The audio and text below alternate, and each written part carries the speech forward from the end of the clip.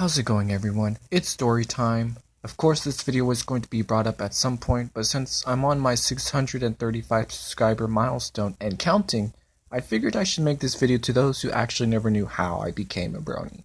While we're all here, and I've been thinking about this all week just to figure out how exactly I became one, I have a very bad memory to recall certain things, but as I look back now, I'm starting to actually remember quite several moments in my life where I spent my free time on watching My Little Pony and got into the fandom. Let me just start off by my prehistoric moments before I got into the show and the fandom. Yes, I was that guy who never liked My Little Pony.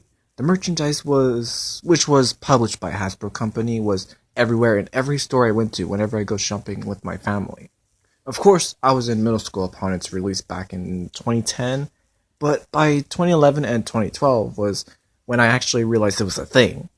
So 1 year later was when I started watching it. My cousins and brothers, even my closest sister got into the animated series.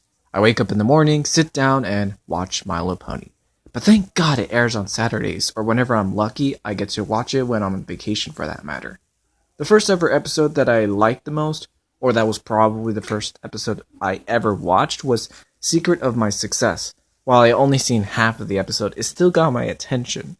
Although I had no acknowledge what was going on until I realized that scene where Spike went on a rampage from the 1986 classic arcade game style, and the part where Spike had Rarity, which I had no acknowledge who that was at the time, or it could have been a background character, so I thought, oh, she's definitely going to die. And that was also a reference to King Kong, but it's a pretty good movie. But I literally wanted her to die. Unfortunately, or fortunately, that did not happen in the episode. That was probably one of my favorable episodes, even though I missed out on the first 2 seasons. I still got the chance to catch up anyway, though. The show wasn't the only thing that got me into the series. It was the fandom itself.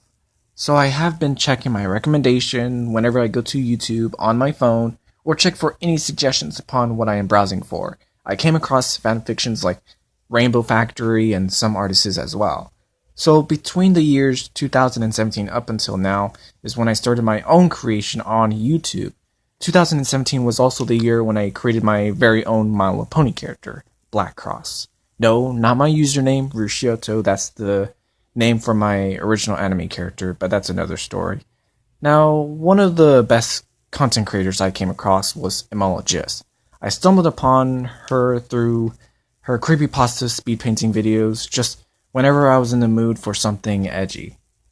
Another YouTuber in the community that I came across, who goes by the username Tootsie Forever. I came across his channel when a YouTuber by the username Leafy is here who made a video about him.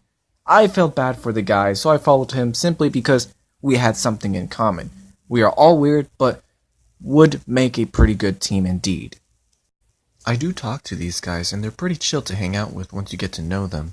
They might end up being your friends too. Although I'm trying to get connected to several other YouTubers as well. I don't necessarily have to be like them to understand me, but I can at least try to be a good friend to them, which I may go add into my friends list right now. I would mention a few people who I haven't met in the fandom or in the analysis community, but that would be irrelevant to this story video, but I'll leave it up to you to decide.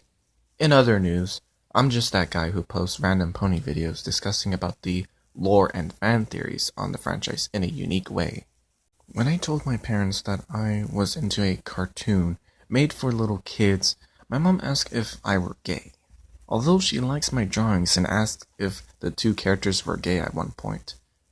Of course, I told her no. These were designs I made for me and a friend, but in the end, she still loves me for who I am. So there's my story. Hope you guys enjoyed the video as much as I did while sharing it with you. Thank you for taking the time to watch this video, and shout out to all of you amazing content creators out there if you're watching this. That is all, I'm Rushito, and I'll see you all later. Peace.